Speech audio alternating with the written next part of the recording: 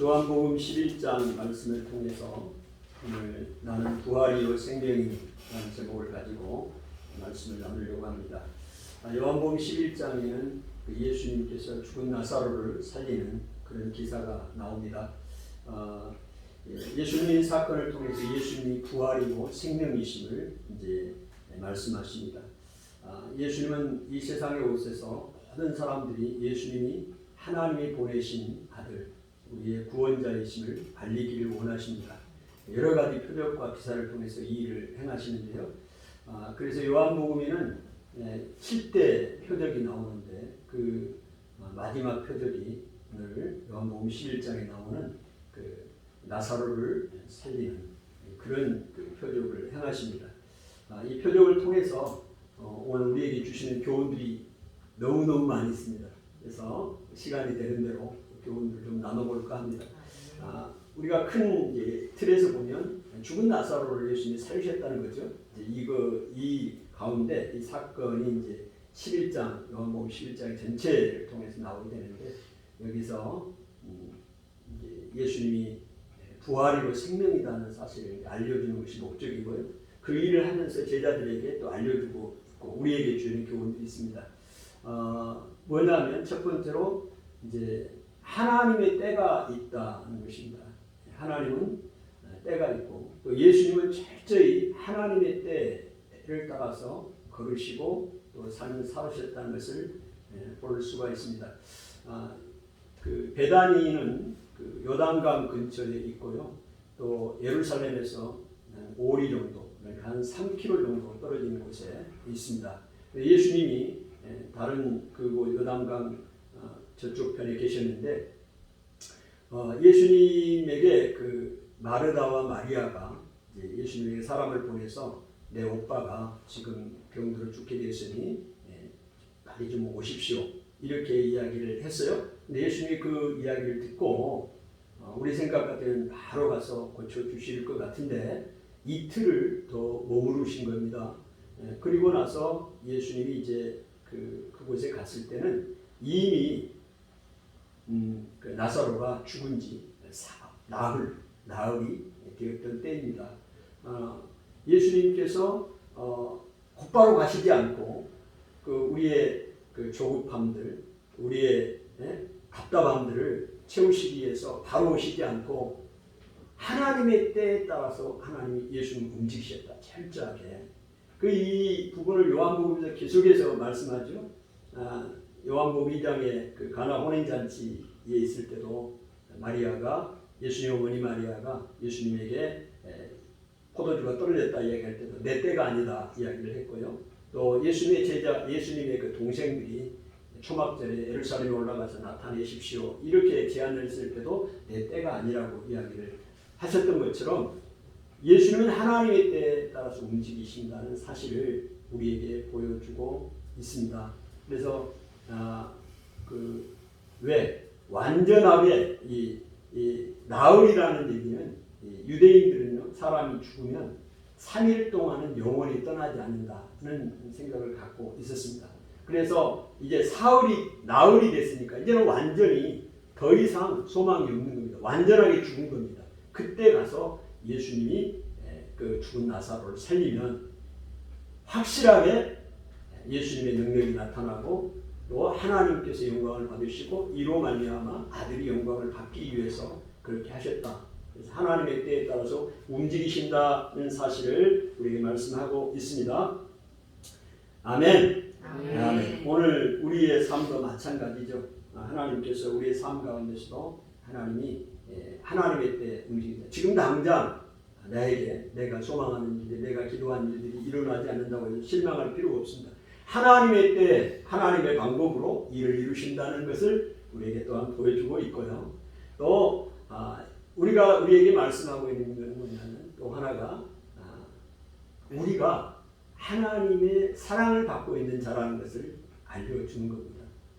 왜냐하면 오늘 나사로와 또 마르다와 마리아는 예수님께서 사랑하는 자였다 이렇게 표현하고 있죠. 여러분 이 베단이라는 곳은요 가난한 자의 집, 뜻입니다. 베단이라는 동네 이름이. 그리고 나사로는 하나님이 도우시는 자라는 이름을 갖고 있습니다. 그래서 이 가난한 집에 살고 있는 자들도 하나님이 예수님이 사랑했고요. 그 다음에 하나님의 도우심을 입은 자 나사로가 중병이 걸려 있잖아요. 그때도 사랑하시는 거예요. 베드로, 마르다와 마리아, 나사로를 예수님이 사랑하셨다는 사실을 우리에게 말씀해 주고 있어요. 오늘 우리가 성공할 때만이 아니라 실패의 자리에서도, 절망의 자리에서도 오늘 우리가 꼭 기억해야 할 것은 예수님의 사랑을 받은 자가 우리다.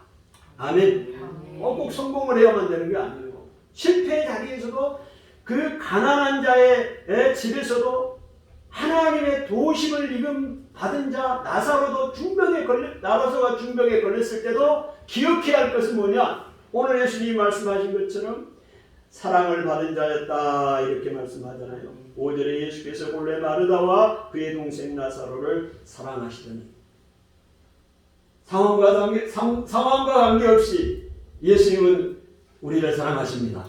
여러분을 사랑하십니다. 아멘. 이 사실을 또한 우리에게 보여주고 계십니다. 아멘. 또 예수님과 우리가 함께하면 안전하다는 것을 예수님이 말씀하고 계세요. 그래서 예수님이 이제 제자들에게 다시 유대로 가자 이야기합니다. 유대라는 얘기는 여기가 베다니가 유대 빌라도의 그 통치하에 있는 곳입니다. 그래서 방금 전까지만 해도 거기서 예수님이 죽임을 당할 걸, 사람들이 유대인들이 예수님을 죽이려고 했잖아요. 그래서 예수님이 이제 이렇게 피신한 건데, 다시 베다니로 가자는 얘기는 다시 죽으러 가자는 얘기하고 같아요. 도마가 이야기했잖아요. 우리도 같이 죽으러 가자 이야기했잖아요. 엄격하게 이야기한 거지만 사실은 그 앞으로 제자들의 삶을 표시해 주는 거라 볼 수 있어요. 그렇게 이야기합니다. 그래서 예수님께서 그 제자들에게 이야기를 하잖아요. 어떻게 이야기합니까? 오늘 낮은 빛이 있기 때문에 안전하다 이야기를 하고 있습니다. 이 얘기가 무슨 얘기냐면요. 그 11장 9절을 한번 볼까요? 예수께서 대답하시되 낮이 12시간이 아니냐. 사람이 낮에 다니면 이 세상의 빛을 보므로 실족하지 아니하고,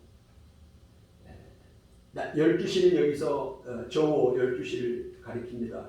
그래서 낮에 다니면 이 세상의 빛을 보므로 실족하지 않는다.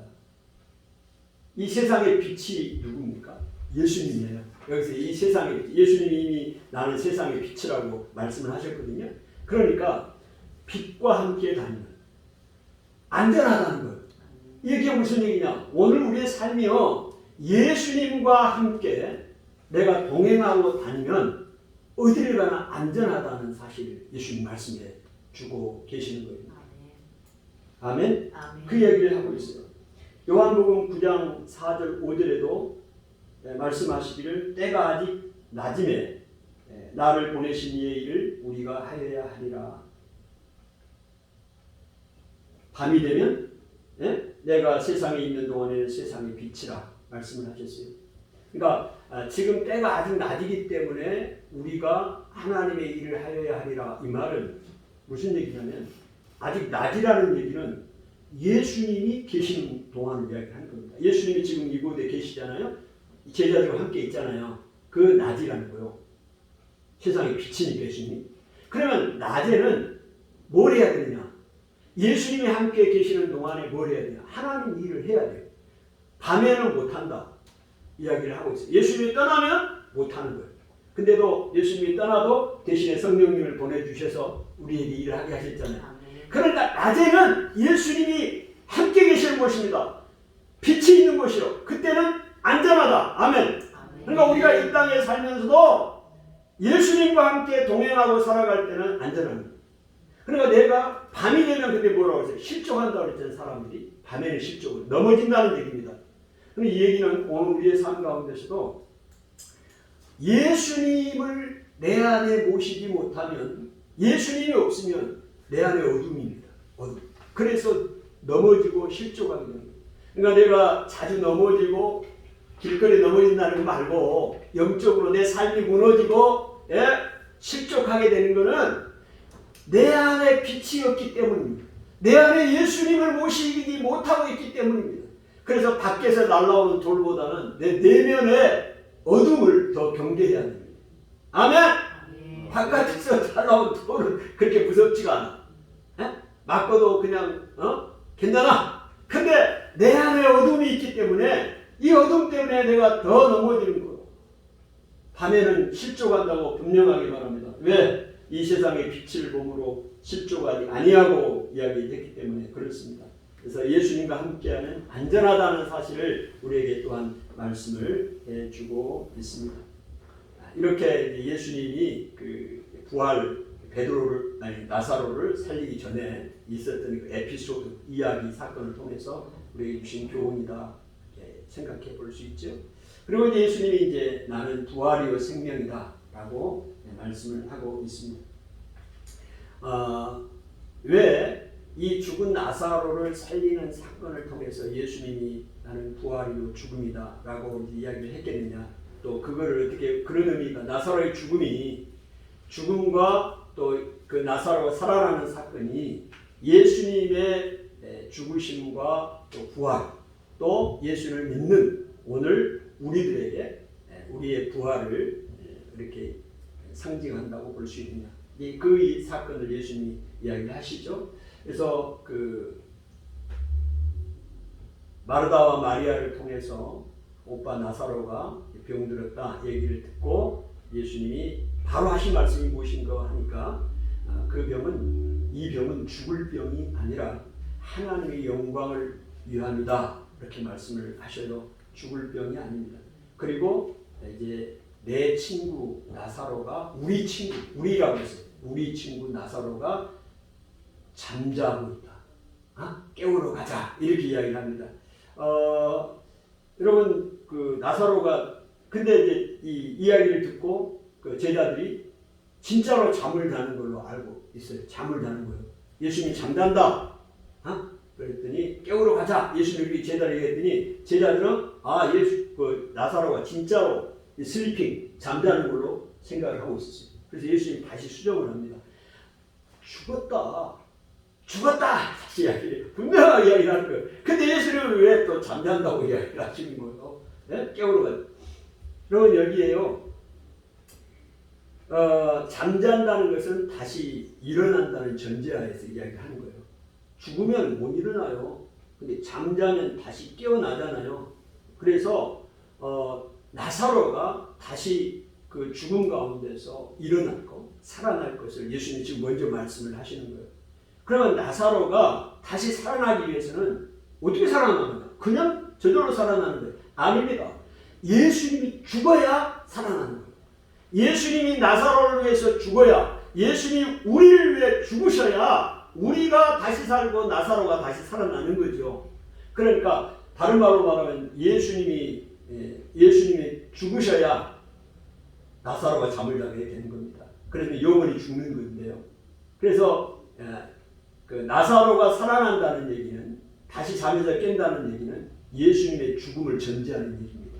예수님이 죽으셔야 나사로가 다시 일어나게 되니까요. 그래서 그 이야기를 하고 있는 것이죠. 그래서 예수님의 죽음을 이야기하신 것이고, 그 다음에 나사로가 살아나는 것은 또 예수님의 부활을 말씀을 하시는 거죠. 그래서 고린도전서 15장에 예수님께서 잠자는 자들의 첫 열매가 되셨다. 예수님이 죽으셨기 때문에 잠자는 자들의 첫 열매가 된 거죠. 예수님이 죽으시고 부활하심으로 모든 이 땅에 잠자고 있는 사람들, 죽은 사람들의 첫 열매가 예수님이 죽으시고 부활하심으로 첫 열매가 되셨으니, 아멘? 아멘. 그 얘기를 하고 있는 거예요.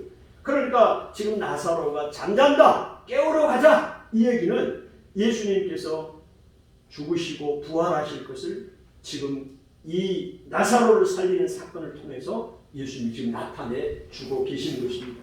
그러면서 이제 갔는데 마르다가 먼저 언니잖아요. 예수님이 오신다는 소식을 듣고 나와서 영접을 하면서 하는 말이, 예수님이 여기 계셨더라면, 주님이 여기 계셨더라면 내 오라버지가 죽지 아니하였겠나이다. 그러나 나는 이제라도 주님이 하나님 앞에 무엇이든지 기도하면 하나님께서 주님에게 주실 줄을 내가 아나이다. 이렇게 말씀을 했어요. 이제 예수님이 계시지 않아서 좀 빨리 오셨으면 어떻게 하든지 내 오빠가 죽지 않았을 텐데 죽었다는 그런 원망의 마음도 있는 거죠. 슬픔의 표현이죠. 그러나 이제 예수님이 여기에 계시면 또 하나님 앞에 구하는 무엇이든지 또 하나님이 주실 줄 내가 믿나이다. 그럴 때 예수님이 이야기합니다. 내 오라비가 살아나리라 이야기를 했어요. 내 오라비가 너 오빠가 살아나리라 이야기를 했습니다. 저도 압니다. 그거는 마지막 날에 마리아도 대단한 신앙이요. 마지막 날에 살아날 줄 알았다고. 유대인들은 믿지도 못하고 막 죽이려고 하는데 마르다가 예수님의 사랑을 받을 만했어요. 맞습니다. 저도 그건 압니다. 마지막 날에 우리가 다시 살아날 것을 믿습니다. 그랬더니 예수님이 하신 말씀이 나는 부활이요 생명이니. 예수님은 에고에이미 표현을 많이 썼죠. 나는 누구이다. 하나님은 스스로 있는 자다. 출애굽기에 나오는 그 표현, 하나님만 있었던 표현을 예수님이 요한복음에서 계속해서 나는 생명의 떡이다. 나는 생수다. 나는 부활이다. 나는 생명이다. 에고에이미 히브리어 그 표현입니다. 하나님만이 사용하는 표현입니다. 나는 생명이고 나는 부활이다. 다 이야기하신 거예요. 나를 믿는 자는 죽어도 살겠고 무릇 살아서 나를 믿는 자는 영원히 죽지 아니하리라. 이것을 내가 믿느냐? 예수님이 마르다에게 이야기를 합니다. 믿는 거죠? 네, 믿습니다. 이야기하잖아요. 그러면 여기서 예수님이요 부활이고 생명이다라고 이야기를 예수님의 정체성을 다시 한번 또 선언을 하신 거죠. 부활이고 생명이다. 그러면 지금 이 부활이라는 얘기가 오늘 우리가 생각할 때 죽고 난 다음에 하나님이 그 보상으로 주는 것으로 생각을 하기가 쉬운데요. 오늘 중요한 예수님이 여기서 말씀을 합니다. 오늘 부활은 지금 여기에 온 부활을 봐라 이 말입니다. 그 마르다에게 여기에 온 부활을 봐라. 여기 온 부활이 누구예요? 예수님. 여기에 부활이 와 있어요. 부활을 봐라. 그리고 부활은 그 생명이잖아요. 그 생명이 여기에 와 있다. 그래서 다른 곳에서 먼 데서 그 부활을 생명을 찾을 것이 아니라 지금 생명 그 자체인 예수님이 부활 그 자체인 예수님이 여기 와 있으니 그 부활을 내가 믿어라.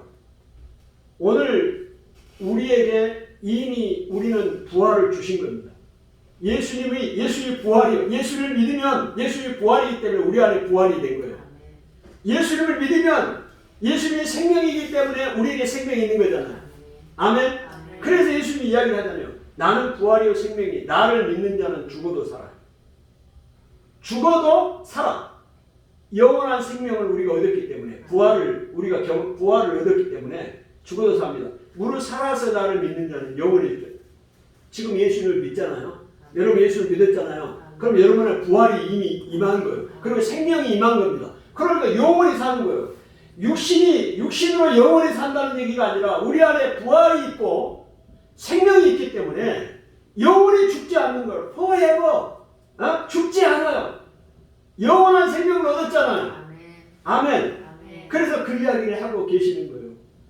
오늘 우리가 부활이고 생명을 얻었다는 사실을 이야기를 하고 있습니다. 예수님은 마르다에게 지금 여기에 와 있는 부활을 보라고 하십니다. 저 멀리 어딘가에서 찾아야 할 화상이 아니라 예수 안에서 지금 찾아야 하는 실체입니다. 이 부활은 믿는 이들에게 훗날 주어질 보상이 아니라 오늘 이 땅에서 누리는 영원한 생명입니다. 이 땅에서 우리가 생명을 누리고 있어요. 이미 여러분이 생명을 누리고 있다고요. 이게 부활이요. 이게 생명이요. 아멘. 놀랍니다. 죽음에 대한 예수님의 사형 선고가 들려야 할 곳은 장례식장만이 아니라 오늘 내 삶의 자리입니다. 여러분 장례식장에 가면 죽음에 대해서 예수님이 사형 선고를 내리는 거예요. 죽음. 이 사망, 이 권세에 대해서 사형 선고를 내려버리잖아요. 그래야 우리가 살아나는 거 아니고 우리의 생명을 얻는 거 아니에요. 그 장례식장에서만 이 사형, 예수님의 죽음에 대한 사형 선고가 들려야 될 것이 아니고 지금 내 삶의 자리, 이 자리에서 예수님의 이 죽음에 대한 사형 선고를 내려야 돼. 들어야 돼, 그 소리가. 아멘? 이미 죽음은, 사망은 죽어버렸어요. 나를 영원한 사망으로 이끌지 못해요. 왜? 예수님 부활이고 생명이기 때문에. 그걸 믿는 사람에게는 그 생명을 얻게 되는 거잖아요. 예수님이 지금 부활인데 와 있잖아요. 지금 예수님이. 실체의 실체. 생명이 실체라고. 죽은 다음에 우리가 살아나는 부활만이 부활이 아니라고. 이미 이 땅에서 우리는 부활을 경험하고 새로운 생명을 얻고 영원한 생명을 가지고 살아가는 사람들이다. 예수님이 그거를 보여주고 계시는 거죠. 그럼에도 불구하고 죽은 나사로, 죽은 육체를 갖고 있는 나사로를 살리신 것은 예수님의 부활을 예시해 주는 것이고 이 땅의 모든 인류들에게 다시 살아날 것을, 부활할 것을 보여주기 위해서 그렇게 행하시는 것이라 말씀을 할 수 있습니다. 아멘. 하나님께서 그렇게 말씀을 하고 있습니다. 이 나흘 때 되는 날 이제 그 예수님께서 그 나사로를 살렸잖아요. 일부러 나흘을 기다렸다고 했잖아요. 하나님의 때를 채우신 것입니다. 이 나흘 때는 더 이상 소망이 없다고 생각되는 때입니다.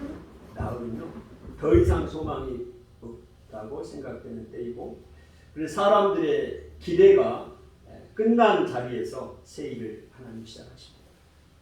그러면 하나님의 방법은 참 희한해요. 더 이상 소망이 없다. 모든 사람의 기대가 끝나버렸다.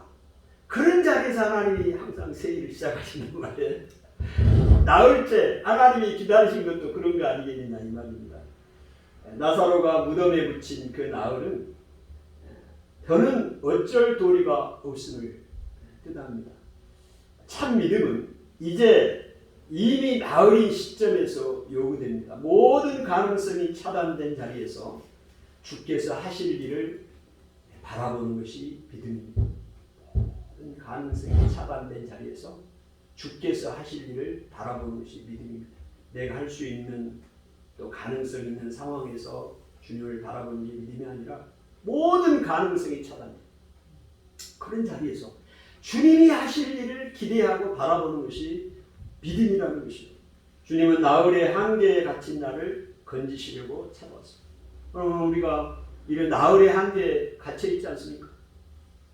내 힘으로는 어떻게 할 방법이 없어. 이게 나흘의 한계 아니겠어요? 근데 예수님이 주님 나사로를 찾아오셨던 것처럼 나흘의 한계에 갇혀있는 우리에게 찾아오신다는 사실을 말씀해 주고 계십니다. 그래서 어떤 상황에서도 우리는 낙심해서는 안 됩니다. 여러분, 예수님까지 무기력한 사람으로 만들면 안 돼요. 오늘 우리는 자꾸 예수님까지 무기력한 사람으로 그렇게 만들 때가 많아요. 내 힘으로 안 된다는 거. 내 힘으로 안 되니까 예수님도 안 된다고 생각하시잖아요.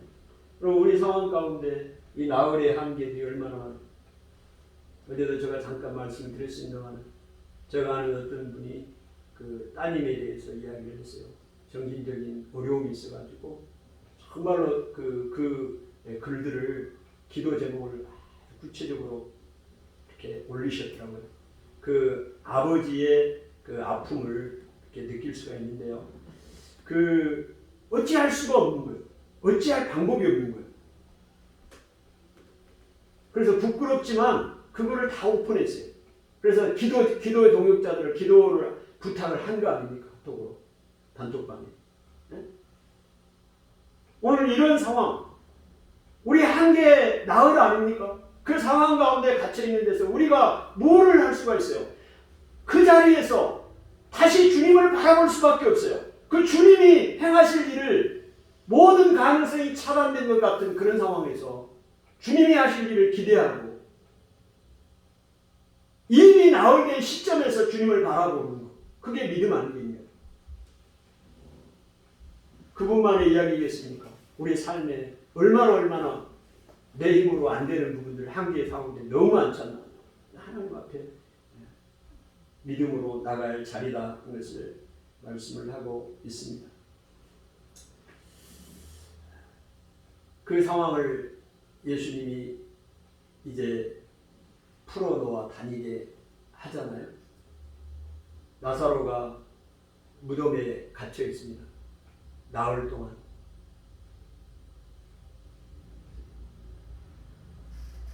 그래서 예수님이 돌을, 그 무덤에 있는 돌을 치우라고 이야기를 합니다. 그럴 때 마르다가 예수님 이미 죽은 지 나흘이나 돼서 냄새가 납니다. 썩은 냄새가 납니다. 그럴 때 예수님이 말씀합니다. 내 말이 너가 믿으면 하나님의 영광을 보리라 하지 않았느냐 말씀을 합니다. 여러분, 그러면서 풀어놓아 다니게 하라 말씀합니다. 여러분, 이미 소망이 없는 그 죽어버린 그를 풀어놓아 다니게 하라고 요한복음 11장 44절에 말씀합니다. 예수님은 죽은 나사로를 향해서 큰 소리로 나사로야 나오라 말합니다. 이 말씀을 듣고 수족을 배로 동인 채로 나사로는 무덤에서 걸어 나왔습니다. 마지막 날에 아들의 음성을 들은 자들이 살아나오리라 요한복음 5장 25절의 말씀을 성취하고 있습니다. 요한복음 5장 25절에 죽은 자들이 하나님의 아들의 음성을 들을 때가 오나니 곧 이때라 듣는 자는 살아나리라. 마지막 날에 아들의 음성을 들을 때가 온다고 그랬어요. 예수님이 듣는 자는 살아나리라. 예수님이 큰 소리로 나사로야 나오라. 그랬더니 나사로가 죽은 그 나사로가 수족을 배로 동인 채로 걸어 나오잖아요. 듣는 자는 살아나리라. 예수님이 하신 말씀을 성취하십니다. 아멘. 아멘. 마지막 날에 우리가 예수님의 음성을 듣고 우리는 생명의 부활로, 심판의 부활이 아닌 생명의 부활로 나오게 되는 것입니다. 그래서 풀어놓아 달리게 하라. 우리를 억압하고 있는 이 사단의 세력들을 하나님이 예수님이 끊어버리시고 아멘. 아멘. 아멘. 풀어놓아 다니게 하라 말씀하는 거예요. 여러분, 우리는 생명의 부활로 나오는 거잖아요. 아멘. 예수님을 믿지 않는 사람은 심판의 부활로 나오지만 우리는 생명의 부활로 나오게 됩니다. 아멘. 아멘. 두려워할 이유가 없어요. 여러분, 죽음도 두려워할 이유가 없는 거예요. 죽으면 우리는 영광의 부활로 나타나기 때문에 그렇습니다. 아멘. 할렐루야. 아멘. 아멘. 하나님이 풀어놓아 다니게 하는 것입니다. 여러분, 이 영광을 보기 위해서 먼저 전제 조건이 있습니다. 돌을 옮겨야 돼요. 돌을 옮겨야 됩니다. 그런데 마르다는 지금 이야기합니다. 돌을 옮길 필요가 없습니다. 다른 성경에 표현하면 돌을 옮기지 마십시오. 예수님에게 하는 것과 같습니다. 왜냐하면 bad word, 나쁜 냄새가 나옵니다. 이미 죽어버렸어요. 썩은 냄새가 났습니다. 소망이 없습니다. 더 이상. 근데 무슨 돌을 옮기라고 그러십니까? 마르다가 이야기를 하잖아요. 여러분, 예수님이 돌을 옮기지 않고도 나사로야 나오너라 나오라 했으면 나왔겠죠. 근데 왜 돌을 옮기라고 그래요? 그러면 예수님이 그 마르다가 나와야 돼. 돌을 옮겨줘야 돼. 돌이 옮겨줘야 나와. 그걸 전 사람이 볼 거 아닙니까? 오늘 우리 안에 있는 이 불신, 이 불신을 제거해야 돼. 삶과 죽음, 희망과 절망 사이에 있는 이 걸림돌, 돌을 먼저 제거해야 돼. 여러분, 우리 안에 한 거죠. 희망과 절망 사이에 있는 돌들이 있어요.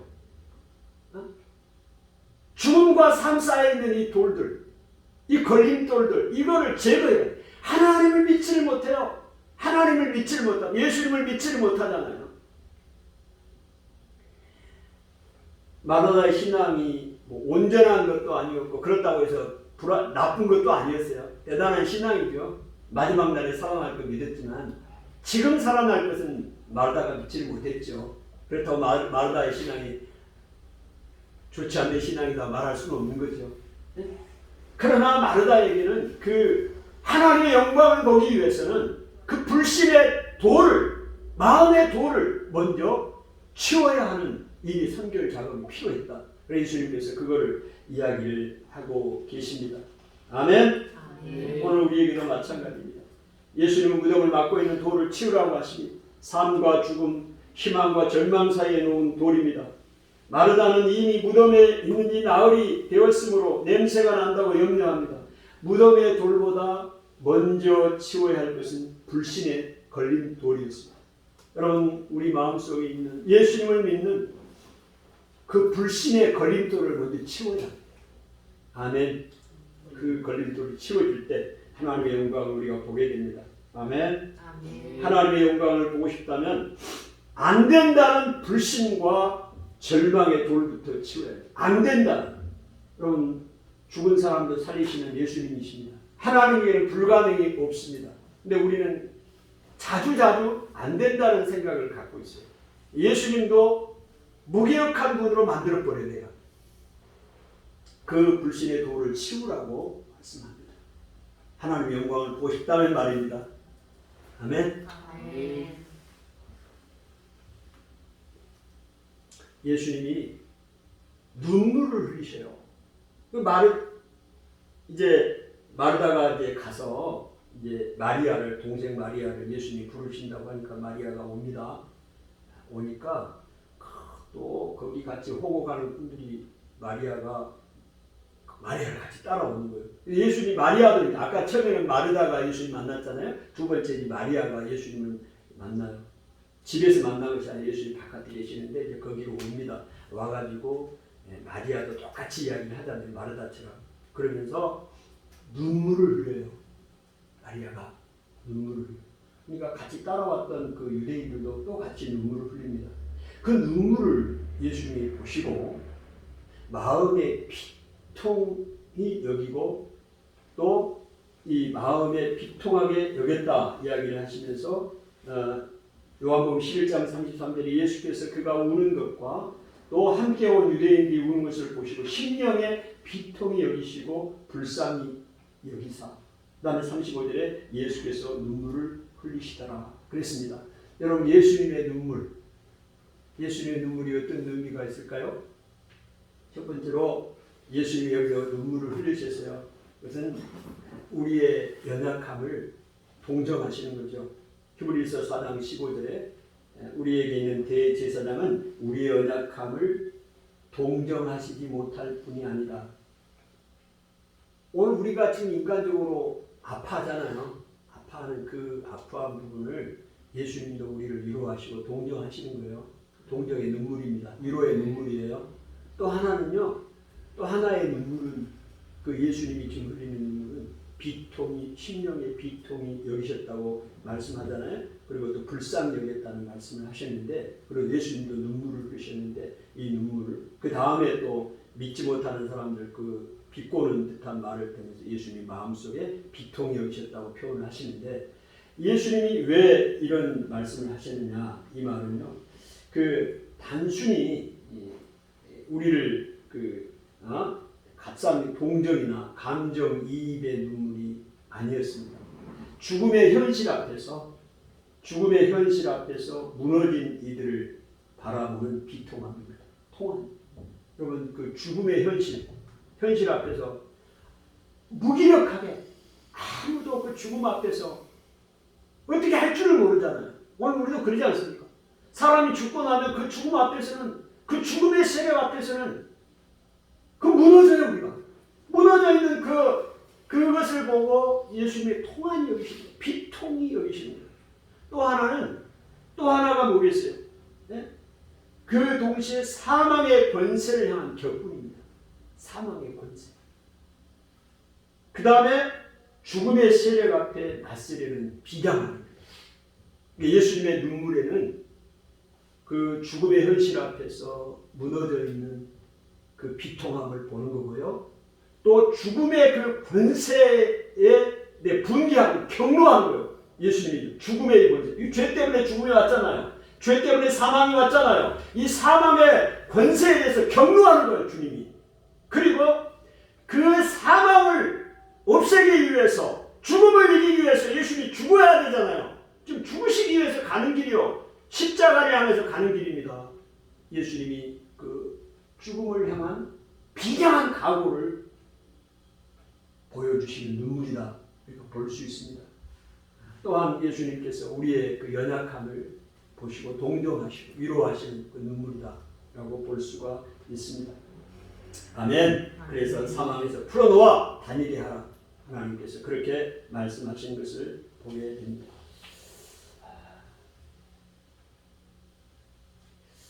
말씀을 우리가 마무리합니다. 오늘 예수님의 그 요한복음 11장에 나오는 나사로의 죽은 나사로를 살리는 사건을 통해서 여러 가지로 예수님 우리에게 말씀하시죠. 예수님은 에고 에이미의 표현을 통해서 나는 부활이다. 나는 생명이다. 그 부활이 죽은 이후에 우리가 갖는 그 부활만이 아니라 지금 내 삶의 자리에서 이미 예수님을 믿는 사람은 부활을 경험한 사람이고 생명을 얻은 사람이고 영원한 영생을 누리고 있는 삶이다. 아멘. 우리에게 그걸 보여주고 있고 또 예수님과 함께 다니기 때문에 왜? 예수님과 함께 다니는 사람은 두려워할 필요가 없다. 왜? 낮이다 낮. 사람은 밤에 빛이 없기 때문에 예수님이 없기 때문에 그 안에 그 심령에 예수님이 없기 때문에 실조가 넘어지는 것이지 예수님과 함께 다니는 사람 낮에 다니는 사람은 넘어지지 않는다. 낮에 뭐냐? 예수님이다. 빛이다. 아멘. 그래서 우리가 이 세상에서도 예수님과 함께 동행하고 살면 두려워할 것이 없다. 할렐루야. 아멘. 아멘. 그래서 바깥에서 날아온 돌보다 내 안에 빛이 없음을 내 안에 예수님이 계시지 않으므로 내 안에 있는 어둠을 더 경계해야 된다는 것을 말씀해 주고 계시고 어떠한 상황에서도 여러분과 나는 예수님의 사랑을 받은 자다. 마르다 마리아 나사로를 사랑하셨습니다. 그 가난한 집에 살아도 예수님의 사랑을 받은 사람이고 하나님의 도우심을 받은 자가 중병에 걸려있을 때에도 예수님의 사랑을 받은 자다. 아멘. 실패의 자리에서도 우리는 예수님의 사랑을 받은 자다라는 사실을 우리가 기억해야 돼요. 모든 일들은 하나님의 때에 따라 진행된다. 아멘. 예수님이 말씀하셨죠. 오늘 우리도 하나님의 때에 따라서 지금 내게 예수님이 우리의 조급함이나 우리의 막막한 기다림 가운데서도 하나님이 당장 오시지 않는 경우가 많다 이 말이에요. 왜? 하나님의 영광을 드러내기 위해서 죽은 지 하루 이틀 만에 가서 살렸어 봐. 그러면 유대인들이 뭐라 그랬어? 영원히 다시 돌아온다. 안 죽었어 그거. 그냥 살아난 거야. 에? 완전한 나올 이미 나올째 되는 절망의 순간 더 이상 가능성이 차단된 그 시간을 기다린 거예요. 하나님의 영광을 받으셔야 되니까. 할렐루야. 여러분 나흘째 이렇게 죽은 나사로를 살렸어도 반응이 엇갈립니다. 이 죽은 나사로를 살리는 사건을 통해서 어떤 사람들이 예수님을 믿는 사람들이 일어났지만 어떤 사람은 가서 밀고 한 사람이 있었어요. 바리새인에 가서 밀고 했어요. 반응이 달라. 이렇게 살아나도 기적을 봐도 안 믿는 사람은 못 믿는 거예요. 여러분 믿어지시나요? 나사로가 살아난 것이 믿어져요? 예수님이 우리의 구원자고 생명이고 부활인 것을 믿어지냐고. 예수님이 죽으심으로 여러분이 다시 살아난다는 사실을 영원한 생명을 이미 부활을 여러분에게 소유했다는 사실을 믿어지시냐고요. 네. 그게 복입니다. 할렐루야. 네. 하나님이 우리의 모든 억압을 죽음의 세력을 끊어버리고 풀어놓아 다니게 하라. 아멘. 우리에게 이미 말씀하셨고 우리에게 생명을 주셨음을 믿으시길 바랍니다. 기도합니다. 하나님 아버지 은혜를 감사합니다. 주님 오늘 우리에게 예수님 우리에게 부활이요 생명이라고 말씀하십니다. 이미 우리는 부활을 경험한 자고 또 생명을 얻은 자입니다. 예수님을 우리가 믿었기 때문입니다. 하나님 예수님과 함께 동행하는 사람은 안전합니다. 왜냐하면 예수님이 세상의 빛이고 또 빛에 다니는 사람은 실족하지 않기 때문입니다. 낮에는 하나님의 일을 우리가 해야 합니다. 하나님 예수님과 함께 있는 동안 하나님의 일을 우리가 감당할 수 있습니다. 주님 감사합니다. 하나님 아버지 하나님의 영광을 우리가 보기를 원합니다. 예수님의 이름으로 축복하고 기도하옵나이다. 아멘.